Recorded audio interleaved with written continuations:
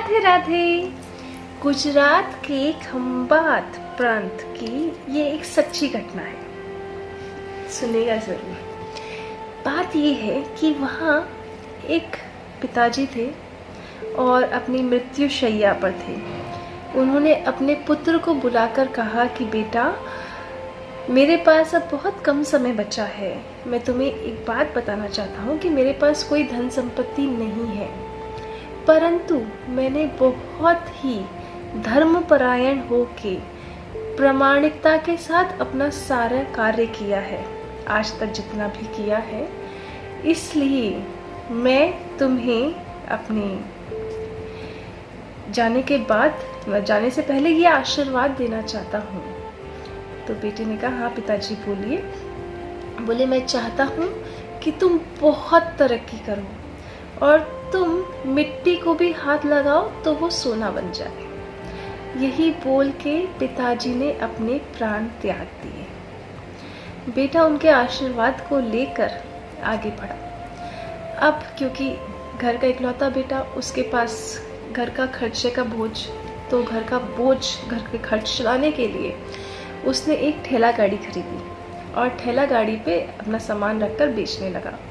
धीरे धीरे मुनाफा हुआ, उसने एक दुकान ले ली, अपना सामान बेचने लगा। फिर धीरे धीरे वो और बड़ा व्यापारी बना, मेहनत करता रहा, कर्म करता रहा और अपने पिताजी के उस आशीर्वाद पे विश्वास रखते हुए आगे बढ़ता गया। अब ठेला गाड़ी खरीद ली, उसमें उसको फ़ायदा हो गया। दुकान ले ली और फ़ायदा हुआ। उसने एक बड़ी दुकान ली। अब वो शहर के बाहर जाने लगा, वहाँ पे व्यापार करने लगा। धीरे धीरे धीरे उसका व्यापार इतना बढ़ने लगा कि वो विदेश में भी व्यापार करने लगा। वो जहाँ कहीं हाथ डालता, जैसे उसके पिताजी ने आशीर्वाद दिया था, वो फलीभूत होता और वो आगे ही बढ़ता रहता, अच्छा कार्य ही करता रहता और सभी से यही कहता कि ये तो मेरे पिताजी का आशीर्वाद है। आगे बढ़ता गया, बढ़ता गया, बढ़ता गया और सभी से यही कहते गया कि ये सब मेरे पिताजी के आशीर्वाद का ही फल है। लोग उसे बाप का आशीर्वाद कहकर संबोधित करने लगे। वह बुरा नहीं मानता था, बहुत खुशी होता था कि चलिए मैं अपने पिताजी के आशीर्वाद के काबिल तो बन पाया।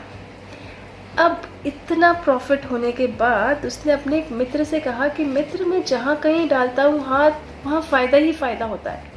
एक बार नुकसान देखना चाहता हूँ कि नुकसान कैसा होता है, तो तुम मुझे कोई ऐसा कार्य बताओ जिसमें मुझे नुकसान हो। मित्र को लगा कि ये तो ज़्यादा सफलता पाकर इसका दिमाग खराब हो गया है। मैं इसे ऐसा व्यापार बताऊंगा कि इसे ज़रूर नुकसान हो, जिसके इसको समझ आए। इतना घमंड सही नहीं है।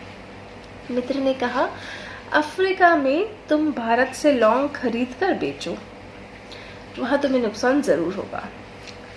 तो व्यापारी ने सोचा कि ठीक है, अब क्योंकि ऐसा करना है तो चलो मैं खुद ही जाके काम करता हूँ। उसने भारत से लौंग खरीदी, ले जाकर अफ्रीका में बेची। अब अफ्रीका में बेची तो वहाँ पर सोचा कि मैं खुद जाकर बेचता हूँ। तो रेगिस्तान में अपना लौंग का सारा सामान लिए वो बेचने जा रहा था। उसने देखा कि वहाँ पर एक आदमी बहुत सारे सैनिकों के साथ पैदल ही रेत पर चल रहा है। तो उसने उससे पूछा कि आप कौन हैं? वो उस अफ्रीका के उस प्रांत के सल्तनत थे, राजा थे। तो उन्होंने कहा कि मैं यहाँ का राजा हूँ और मेरी बहुत कीमती अंगूठी थी जो आज यहाँ पर गिर गई थी रेत के अंदर।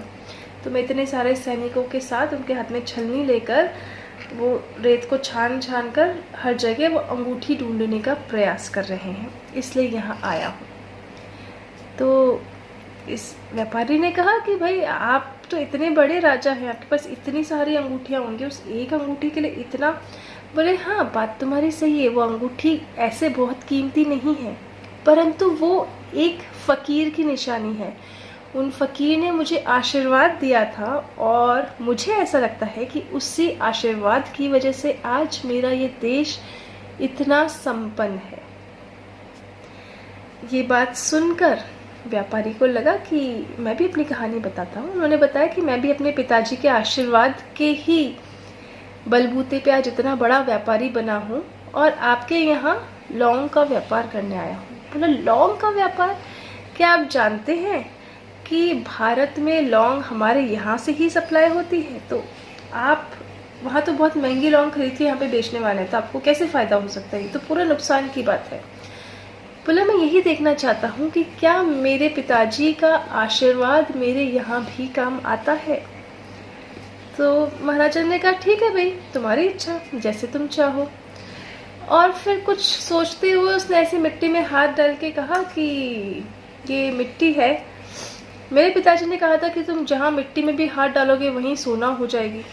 और जैसे उनके हाथ से वो रेत झड़ी, वैसे उनके हाथ में वो सोने की अंगूठी आ गई। महाराजा उस सोने की अंगूठी को देखकर, उस अंगूठी को देखकर बड़े प्रसन्न हुए, क्योंकि वही अंगूठी थी जो वो ढूंढ रहे थे। उन्होंने कहा कि आज क्योंकि तुमने ये अंगूठी मुझे ढूंढ दी है, इसलिए तुम्हारी सारी लौंग तुम जिस भी भाव में बेचोगे वो सब मैं स्वयं खरीदूंगा। और उसी वक्त उन्होंने उनकी सारी लौंग खरीद ली। यही होता है हमारे बड़ों के आशीर्वाद का असली रूप। इसलिए हमेशा विश्वास रखिए उनके आशीर्वाद पर और अच्छा कर्म करिए, आगे बढ़ते रहिए। राधे राधे।